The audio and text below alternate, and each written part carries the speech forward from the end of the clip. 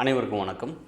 இன்றைக்கி நம்ம அதுவும் என் தம்பிகளுக்கு, என்னையோட சின்ன பிள்ளைகளுக்கு ஒரு நுட்பமான அரசியலை இந்த நேரத்தில் நம்ம பேசி தெரிஞ்சுக்கணும். இந்த சமயத்தில் நம்ம தெரிஞ்சுக்கலன்னா வேறு எந்த சமயத்துலேயும் நம்ம தெரிஞ்சுக்க முடியாது அப்படிங்கிற ஒரு நிலை இன்றைக்கி இருக்குது. அண்ணன் சீமானின் பிள்ளைகள் பல வகையிலையும் சரி, அனைத்து புத்தகங்கள் படிப்போம். நமக்கு கருத்துங்கிறது ரொம்ப அதிகமாக இருக்கும். அதனால தான் அண்ணன் சொல்லுவார், அறிவுரை சொல்கிறத விட ஏதோ நடைமுறை அண்ணன் சிந்திக்கிற செயல்படுத்துறதுக்கு நீ நட அப்படிம்பார். அதுபோல் நம்ம பிள்ளைகள் மிக சிறப்பாக எல்லா விஷயத்தையும் நம்ம தெரிஞ்சுக்கிட்டாலும் கூட, இன்றைக்கி ஒரு கொள்கை இல்லாமல் ஒருத்தன் ஒரு கட்சி ஒருத்தவங்க ஆரம்பிக்கிறாங்க, இல்லை ஒரு இயக்கம் ஒருத்தவங்க ஆரம்பிக்கிறாங்க அப்படின்னா அதோட நோக்கம் எப்படி போகும்? திமுக இதுவரைக்கும் இருந்த ஆட்சியாளர்களை, அரசியல்வாதிகளை, மிக பெருசாக வளர்ந்துக்கிட்டு இருக்கிற, வளரணும்னு நினைக்கிற அந்த தலைவர்களை, அந்த ஆளுமைகளை எப்படியெல்லாம் அழிச்சிருக்குது, அதுக்கு பல உதாரணங்கள் இருக்குது. அதை பற்றி நம்ம ரொம்ப சிறப்பாக பார்க்கலாம் அப்படிங்கிறது தான் இது. இதை பார்க்கணுன்னு நினைக்கிறவங்க, தெரிஞ்சுக்கணும்னு நினைக்கிறவங்க இதை பார்க்கலாம். இல்லை நமக்கு இதெல்லாம் தேவையில்லை, ஒரு என்டர்டெயின்மெண்ட்டாக வேணுங்கிறவங்க தாராளமாக போயிடலாம். நம்ம இந்த இடத்த பொழுது போக்குறதுக்காக நம்ம பயன்படுத்த தயாராக இல்லை. இங்கே பழுது நீக்கிறதுக்காக தான் நம்ம சேனல் வச்சு நடத்திட்டு இருக்கோம். நம்ம செய்தி ஊடகம் முழுவதும் அப்படி தான் செய்துக்கிட்டு இருக்குது. இது பார்த்துட்ருக்க என் உறவுகளுக்கு தெரியும். இப்போது ஒருத்தர் திமுகவை வீழ்த்திடலாம் அப்படின்ற ஒரு நோக்கத்தில் விஜய் அப்படின்றவர் வந்தார் அப்படின்னு சொல்லி ஒரு பக்கம் பேசுகிறாங்க. இன்னொரு பக்கம் அவர் பிஜேபி தான் இறக்கி விட்டாச்சு, அதனால தான் அந்த பக்கத்தை எதுவுமே பேச மாட்டேங்கிறாரு அப்படின்னு சொல்லி ஒரு பக்கம் பேசுகிறாங்க. இன்னொருத்தவங்க, அதாவது என்ன மாதிரி ஆட்கள் நான் என்ன சொல்கிறேன், திமுக எதிர்பார்க்கல, நம்ம கூட தான் இருப்பாருன்னு நினச்சிச்சு. இந்த பக்கம் நம்ம உதயநிதி ஸ்டாலின் நம்ம காட்டுறோம்னா அவருக்கு சமமாக அறிவுலையும் சிந்தனையிலையும் யாரோட காட்டலாம் அப்படின்னு பார்த்தா விஜயை தான் காட்டலாம் அப்படிங்கிறதுக்காக தான் விஜயை கட்டி அந்த இடத்துல கொண்டாந்துச்சு அப்படிங்கிறத நான்லாம் பார்த்தேன். என்னோடய கணக்கெலாம் அப்படி தான் இருந்தது. ஆனால் என்ன ஆகி போயிடுச்சு, எப்போவுமே திமுக இப்போ இதை பார்த்துட்டு நம்ம பிள்ளைகளே பார்க்கலாம். நம்ம நேரடியாக வந்த கையோடய நம்ம நாம் தமிழர் கட்சிக்கிட்டும் நம்ம வந்த பிள்ளைகள் கிடையாது. நம்ம கூட அப்படி வந்திருப்போம். நம்ம பெற்றோர்கள் ஒன்று திமுக, இல்லை காங்கிரஸ், இல்லை அண்ணா திமுக இப்படி தான் இருந்திருப்பாங்க. சில பேர் கம்யூனிஸ்ட் கட்சியில் இருந்திருப்பாங்க. இவங்கள்ட்ட நீங்கள் கேட்டு பாருங்கள். இப்போ எங்கள் அப்பாவெல்லாம் பொறுத்த வரைக்கும் நீங்கள் எடுத்திங்கன்னா அவர் திமுக, பக்கா திமுக. அவருக்கு ஒரு விதை நெல் நம்ம வயலில் போட்டால் அந்த விதை நெல் எடுப்போம்ல, அதை சாமிக்கு வைக்கலாம் அப்படின்னு சொல்லி நம்ம சாமிக்கு வைக்கிறதுக்குன்னு ஒரு பாரம்பரியம் ஒன்று இருக்குது. அது போல் வைக்கலாம்னு நினச்சா கூட அவர் என்ன செய்வார், எங்கள் வீட்டுக்கு பின்னாடியே மூங்கி குத்தெல்லாம் வச்சுருந்தது. நல்லா வாழ்ந்த குடும்பம் தான் நம்ம குடும்பம். அந்த மூங்கி குத்தை வெட்டி, அந்த மூங்கியை வெட்டிக்கிட்டு நம்ம வீட்டில் வேலை பார்க்குறாங்களா அவங்கள்ட்ட சொல்லி அந்த நெல்லை கொண்டாந்து மொதல் திமுக கொடி தான் ஏற்றுவார். நாங்கள் நல்லா இருந்த வரைக்கும் அப்போ தான் பண்ணிகிட்டு இருந்தார். அது அப்போல்லாம் நாங்களாம் குட்டி பிள்ளை, நான்லாம் சின்ன பிள்ளைவன். அப்போ இது போல் பல பேர் திமுகவை உழைச்சிருக்கிறாங்க. இப்போ எங்கள் சித்தப்பாலாம் எடுத்திங்கன்னா அந்த வேட்டி எடுத்து திமுக வேட்டியை கட்டிக்கிட்டு எங்கே போனாலும் சைக்கிளே போயிடுவார். இப்போ அவர்லாம் இறந்துட்டார். அது போல் உழைச்சவங்க நிறையா பேர் இருப்பான் திமுகவில். சரி, இது போல் அடிமட்ட தொண்டர்கள் தான் உழைச்சிருக்கிறாங்க அப்படின்னு பார்த்தா அப்படி இல்லை. மேல் மட்டத்தில் பல பேர் உழைச்சாங்க. அவர்கள் எல்லாம் திமுக என்ன செய்யும், அதுக்கு மேலே வேறு யாரையுமே வரக்கூடாது. அது அப்படி வாராங்க அப்படின்னு தெரிஞ்சிச்சுன்னா அது ஒன்று இந்த பகையாளிக்குடியை உறவாடி கெடுக்கிறது அப்படிங்கிற ஒரு கான்செப்டை வைக்கும். இன்னொன்று என்ன செய்யும், அந்த ஈரத்துண்டை போட்டு கழுத்த இருக்கிறது. ஏன்னா அதுக்கு அந்த ஈரத்துண்டை போட்டோம்னா கழுத்த இருக்கிறது தெரியாதான். அது போல் செய்கிற வேலையை திமுக செய்யும். இன்னொன்று இல்லைன்னா தோளில் கையை போட்டு அரவணைச்சு அழிச்சிடும். இது போல் பல பேர் செஞ்சுருக்குது. இதுக்கு உதாரணம் இந்த தாயக மறுமலர்ச்சி கழகம் அப்படின்னு வச்சுருந்த நம்ம டி ராஜேந்தர் கூட சொல்லலாம். அதுக்கப்புறம் அவர் 2 தடவை கட்சி வச்சார். அந்த சமயத்தில் ஐயா கலைஞர் கருணாநிதி அவர்கள் அவரை அழைச்சி, ஏன் ராஜேந்தர் அங்கே இருக்க, இங்கே வா அப்படின்னு சொன்னார். அதுக்கப்புறம் அங்கே போனார். இன்றைக்கி அவரோட நிலைமை ஒரு ஜட்ஜாக ஒரு சேனலில் உட்கார ஒரு நிலைமையில் தான் இருக்குது. அவர் நல்லா பேசுவார், ஆனால் நல்லா பேசுவார், நல்ல சிந்தனையாளர். ஆனால் பார்த்தீங்கன்னா முடிச்சிடுவார். இப்போ அந்த திமுக திராவிடம்னு வந்ததுக்கப்புறம் யாரையுமே இருக்கக்கூடாது, காங்கிரஸோட கூட்டணி வைக்கிது. காங்கிரஸோட கூட்டணி வச்சு காங்கிரஸை வீழ்த்திடும். இப்போ இவங்க சொல்கிறாங்கல்ல, பிஜேபி இப்படி தான் பண்ணுது அப்படின்னு சொல்லிட்டு. பிஜேபிக்கு என்ன ஒரு கான்செப்ட் இருக்குதோ அதே கான்செப்ட் தான் திமுகவுக்கும். திமுகவுக்கு ஒன்றும் பெரிய வித்தியாசம்லாம் இருக்கும், இதுக்கும் வித்தியாசமாலாம் எதுவும் தெரியாது. இவங்க கூடயே யாரெல்லாம் சேர்த்துருக்குறாங்களோ அவங்கள அரவணைச்சு அழைச்சிருவாங்க. இப்போ அண்ணன் திருமாவளவன் அவர்கள்லாம் விடுதலை சிறுத்தைகள் கட்சி, அது எவ்வளோ பெரிய உழைப்பாக இருந்த கட்சி, இன்னை வரைக்கும் கடைக்கோடி கிராமங்கள் முழுவதுமே வந்து ஒரு கிளை வச்சுருக்க கட்சி அப்படின்னு பார்த்திங்கன்னா அந்த கட்சி தான். அதை வந்து யாரும் மறுக்க முடியாது. இப்போ அதே போல் தான் நம்மளோட இந்த இப்போ ஐயா விஜயகாந்த் கட்சி எடுத்துக்கங்களேன், தேமுதிகவே அது எந்த அளவுக்கு இருந்துகிட்டு இருந்தது, அதுக்கப்புறம் அது என்ன ஆனது, அதுக்கு வந்து எப்படியும் இந்த திமுக அண்ணா திமுக இந்த கூட்டணிகள் இருக்குல்ல, இந்த கூட்டணிகள் அதை முடிச்சிடும். ஏதோ ஒரு வேலை எப்படியோ ஒன்று வச்சு முடிச்சிருவாங்க. அதே போல் தான் நீங்கள் வந்து பல கட்சிகள் நீங்கள் எடுக்கலாம். இன்றைக்கி வந்து நம்ம பாட்டாளி மக்கள் கட்சி எடுத்துக்கோங்க, அவங்கள என்ன செஞ்சாங்க, நம்ம வந்து ஐயா பழனி பாபா அவர் கட்சியாளர்னாலும் அவரை வந்து என்ன செஞ்சாங்க, இது போல் வந்து பல பேரை வந்து நீங்கள் எடுத்துக்கலாம். இந்த திமுகவை பொறுத்தவரைக்கும் இங்கே வந்து எப்படி பார்க்கலாம் அப்படின்னு பார்த்தீங்கன்னா, அந்த வயதான காலம் இருக்குல்ல, ஒரு கார்ப்பரேட் கம்பெனி போல் வந்து கட்சி நடத்தும். நல்லா வந்து உழைக்கிற வரைக்கும் இப்போ கார்ப்பரேட் கம்பெனிலாம் மீட்டிங் வைப்பாங்க, அவங்கள வந்து எந்தளவு புகழுமோ அந்தளவு புகழ்வாங்க. இப்போ நான் சில நிறுவனங்கள் சொல்ல வேண்டாம், நானே வந்து முன்னாடி வந்து மேனேஜராக இருந்தேன் ஒரு நிறுவனத்தில், அங்கெல்லாம் நாங்கள்லாம் அப்படி தான் பண்ணுவோம். ஆனால் எங்களுக்கு வந்து தெரியாது, இன்றைக்கி தான் தெரியுது கார்ப்பரேட்னா இப்படி தான் இருக்குது அப்படின்னு சொல்லிட்டு.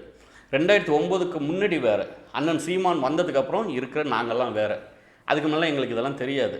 எங்களுக்கு முழு முதல் எல்லாத்தையுமே சொல்லி கொடுத்து, அதை சொல்லுவாங்களே ஆதி முதல் அந்த முறைன்னு, அதுபோல் ஆனா முதல் அக்கனா வரைக்கும் எங்களுக்கு வந்து நாங்கள் யார், நம்ம இனம் என்ன, நம்ம மொழியின் பெருமை என்ன, நமக்கான பாரம்பரியம் என்ன, இதெல்லாம் சொல்லி கொடுத்தது அண்ணன் சீமான் தான்.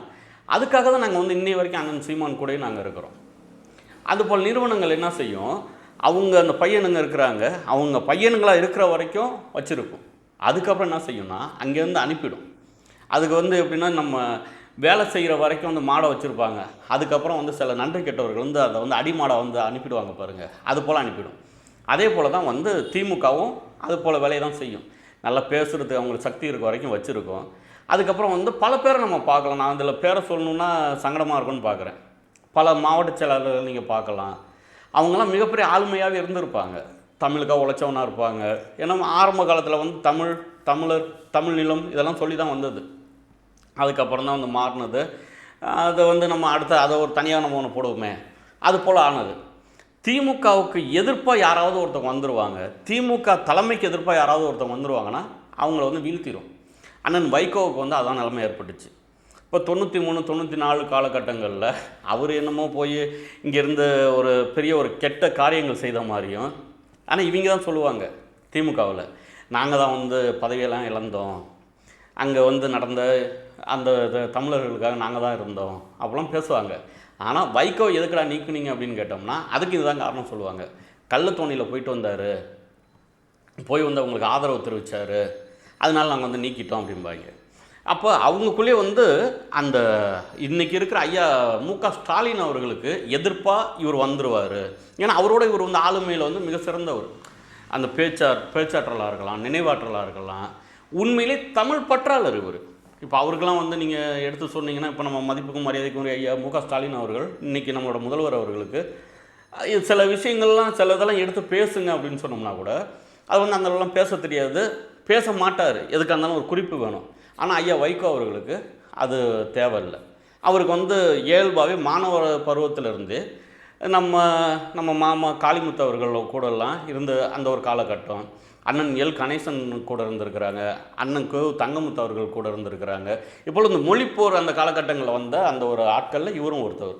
நமக்கு 1000 விமர்சனங்கள் இருந்தாலும் கூட நம்ம அதெல்லாம் ஒன்று மறக்காமல், அதெல்லாம் மறைக்கணுன்ற அவசியம் இல்லை, மறக்கணுன்ற அவசியமும் இல்லை. இதெல்லாம் நம்ம ஒன்று பேசி தான் ஆகணும். அதுபோல் காலகட்டத்தில் வந்ததுனால அவருக்கு எல்லாமே தெரியும், பேசுவார். அப்போ இவருக்கு பின்னாடி வந்து ஒரு இளைஞர் பட்டாளம் வந்து வருது அப்படின்னு தெரிஞ்ச கையோடையே இவர் மேலே ஒரு பழியை போட்டு வெளியில் அனுப்பிடுறாங்க. ஆனால் இதெல்லாம் தெரியாமல் என்ன செய்கிறார் ஐயா, திருப்பி போய் அங்கே கூட சேர்ந்துடுறாரு. ஏன்னா வேறு வழி இல்லை, அங்கேயே வைக்கிறாங்க. அதுக்கப்புறம் கொஞ்சமாக அதிலேருந்தே ஆட்கள்லாம் எடுத்துக்கிட்டே வராங்க. எப்போவுமே இது போல் வேலைகளை வந்து திமுக வந்து மிக சிறப்பாக செய்யும். அப்போ அதுக்கப்புறம் திருப்பி அவங்க கூடயே வச்சு இப்பயும் அது வந்து இப்போ வந்து வச்சாச்சு. ஒரு எம்பி சீட்டு வந்து துரை வைகோவுக்கு கொடுத்தாச்சு, ஜெயிக்கவும் வச்சாச்சு. ஆனால் இந்த நேரத்துக்கு அப்புறம் இனிமேல் வந்து தன் மகனுக்கு ஐயா உதயநிதி ஸ்டாலினுக்கு எக்காரணத்துக்கு ஒன்று எந்த வகையிலையுமே அந்த ஒரு போட்டி இல்லை அவருக்கு சமமாக யாராவது ஒருத்தவங்க வந்துடுறது அது போல் இருந்துடவே கூடாதுங்கிறதுல மிக தெளிவாக இருப்பாங்க. ஒரு கல்லை வந்து 2 மாங்காய் வந்து எடுக்கிறது அப்படின்றது தான் இங்கே. இங்கே ஒருத்தர் வராரு, நிற்கிறாரு, நம்ம விஜய், இங்கே தமிழக வெற்றி கழக விஜய் சொல்கிறாரு, ஒன்று டிவிகே, இன்னொன்று டிஎம்கே, ஒன்று டிவிகே சொல்லிகிட்டு இருந்தாரா, டீ வித்தாரா.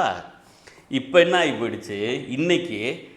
அதுதான் நான் வந்து எதுக்காக இதை சொல்ல வரேன்னா, அண்ணன் சீமான் அவர்கள் எப்போவுமே வந்து தீர்க்கதரிசிங்களோட அடிப்பட்டு வந்தவன் இருக்கான்ல, அவன் வந்து அனுபவத்தை கற்றுக்கிட்டு வந்தவன் மிக தெளிவாக இருப்பான்.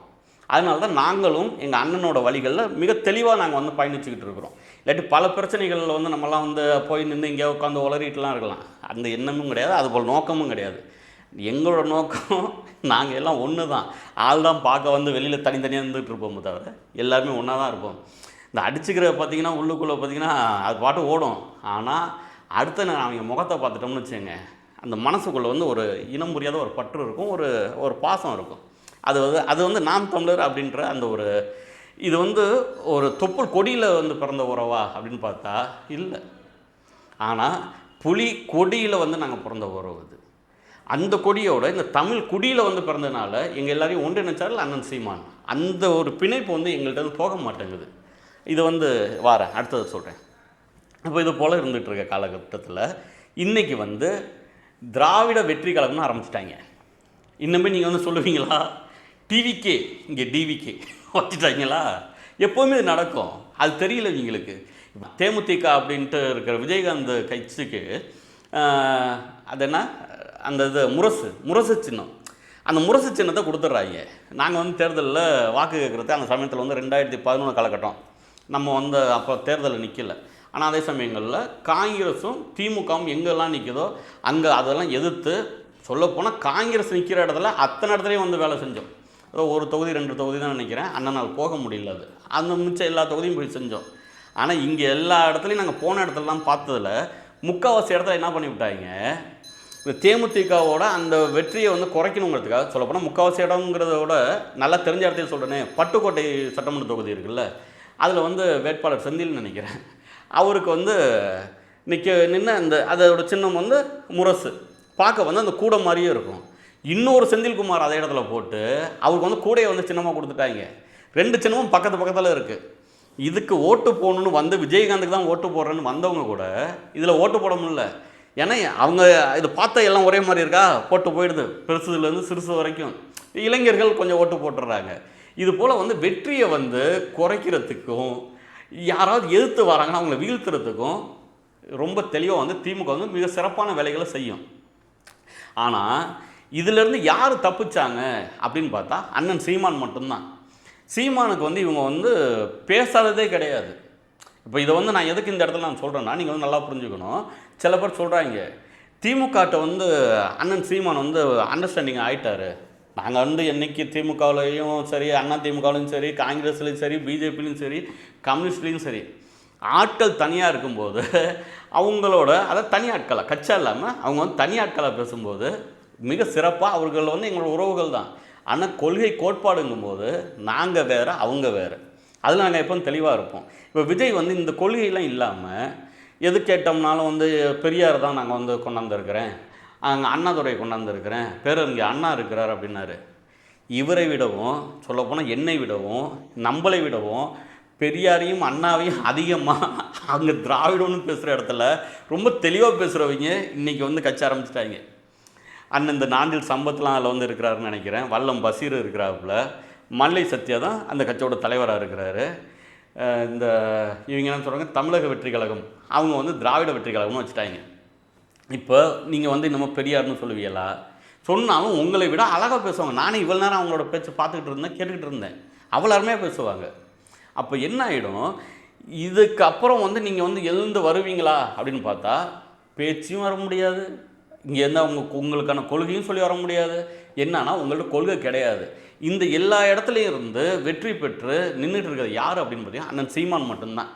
ஏன்னா அவர்கிட்ட கொள்கை இருக்குது, கோட்பாடு இருக்குது. இது போல் பல நெருக்கடிகள் வந்தப்பையும் அண்ணன் சீமான் அவர்கள் தடம் மாறாமல் போகிற இடம் தெரிஞ்சு சரியாக எங்கள் தம்பிகளை எல்லாரையும் வழி நடத்தி கொண்டு போயிட்டுருக்கிறாரு. அதனால் பார்த்துட்டு இருக்க என் தம்பிகள் நீங்கள் வந்து முடிவு பண்ணிக்கோங்க, அண்ணன் சீமான் யார் கூடயும் உடன்பாடெல்லாம் இருக்க மாட்டார். இவரோட உடன்பாட்டில் இருக்கணும் அப்படின்னு நினைக்கிறவங்க கூட வந்து ரொம்ப கஷ்டமாக இருக்கும். ஏன்னா இவரோட கொள்கைங்கிறது, நம்மளோட கொள்கைங்கிறது, நம்மளோட கோட்பாடுங்கிறது மிக பெருசு வேறு. இப்போ பாருங்கள், இன்னமே தான் நமக்கு வந்து வேலையே இருக்குது. இப்போ ஏற்கனவே திராவிடம் அப்படின்னு சொல்லிட்டு காப்பாற்றணும் அப்படின்னு சொல்லி ஒரு குரூப் வந்தது, ஏன்னா நாங்கள் தான் இருக்கோன்னு. இப்போ இன்னொரு குரூப் வந்து இன்றைக்கி வந்து திராவிட வெற்றி கழகம்னு ஆரம்பிச்சிட்டாங்க. அவங்களுக்கு நாம் தமிழர் கட்சி சார்பாக இல்லை, ஏன் சார்பாகவே சொல்கிறேனே, ஏன் சார்பாக வாழ்த்துக்கள். ஏன்னா இன்னுமே தானே நமக்கான விளையாட்டே இருக்குது. இப்போ இவங்க ஒரு பக்கம் பேசுவாங்க, இது பெரியார் மண்ணும்பாங்க, நம்ம என்ன சொல்லுவோம் அது உங்களுக்கே தெரியும். இது போல் வந்து நம்ம வந்து முழுமையாக இறங்கிட்டோம். இப்போ விஜய் என்ன செய்ய போகிறாரு, இவங்க என்ன செய்ய போகிறாங்க, எல்லாத்தையும் நம்ம வந்து பார்க்கணும். ஆனால் அதே சமயத்தில் என் தம்பிமார்கள் நல்லா புரிஞ்சுங்க, இந்த அரசியல் தளம்ங்கிறது அண்ணன் சீமானை மாதிரி வேறு யாரும் வந்து இந்த தளத்தில் ரொம்ப அழகாக தடம் பதிச்சு வந்து நடக்க முடியாது, பயணிக்க முடியாது.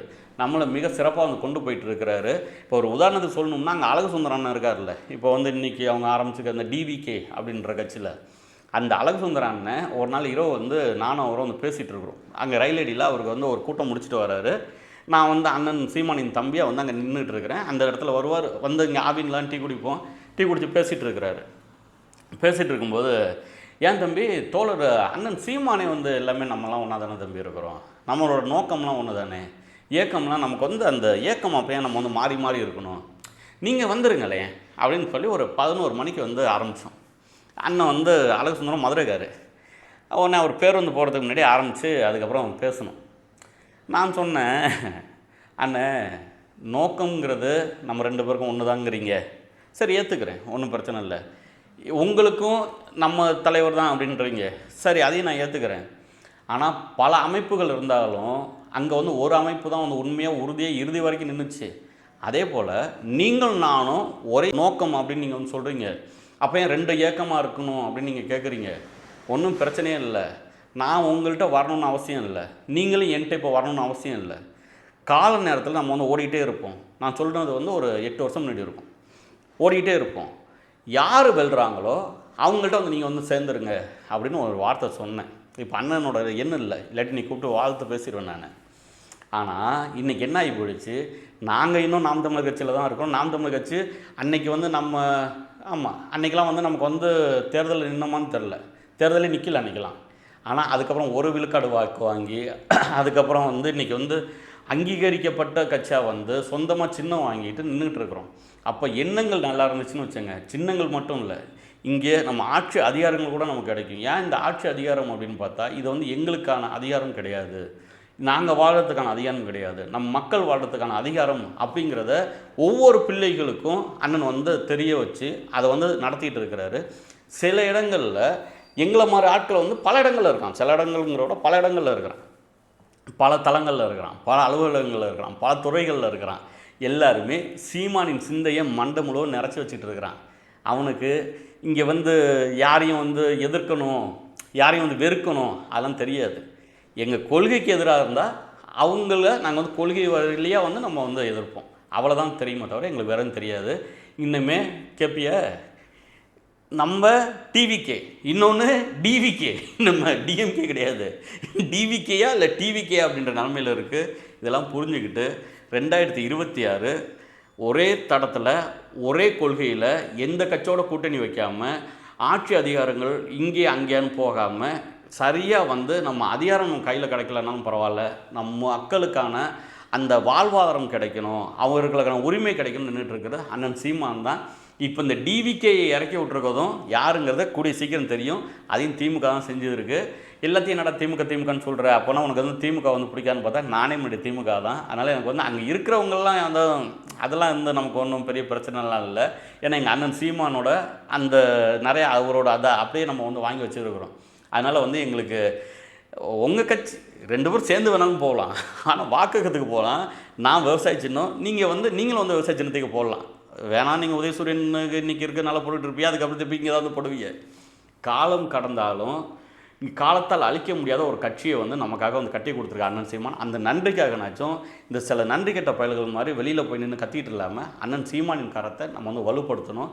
தம்பிகள் நுட்பமான அரசியலை புரிஞ்சுக்கங்க. ஏதாவது சந்தேகங்கள் இருக்குன்னா அதில் வந்து என்னோட அந்த அலைபேசி எண்ணே இருக்கும், அதில் குரல் பதிவில் போடுங்க, நான் வந்து விளக்குறேன். என்ன சந்தேகம் இருந்தாலும் விளக்குறேன். நீங்கள் வந்து ஒரு தீர்மானத்துக்கு வராமல் வாங்க பேசுவோம், பேசி வந்து தெளிவு பெறுங்க. எல்லாருமே என்னை பொறுத்த வரைக்கும் என்ன சொல்கிறது, மேக்ஸிமம் இல்லை, அதிகப்படியாகவே வந்து ரொம்ப தெளிவாக தான் இருக்கீங்க. இன்னும் தெளிவாக இருங்க. மக்கள் எல்லாரும் சீமானை வந்து நெருங்க ஆரம்பித்தா, சீமானை வந்து பார்க்க ஆரம்பிச்சிட்டான். அதை வந்து வீழ்த்தணுங்கிறதுக்காக தான் இன்றைக்கி டிவிகே, டிவிகே, டிஎம்கே எல்லாம் ஒன்றா நிற்கிறாங்க. ஆனால் வெளில போகிறது சீமானும் சீமானின் தம்பிகளும் தான், சீமானின் கொள்கை தான் அப்படிங்கிற புரிஞ்சுக்கங்க. அண்ணன் சீமானை எவனும் கரைக்க முடியாது, எவனும் விலைக்கு வாங்க முடியாது. நன்றி, வணக்கம்.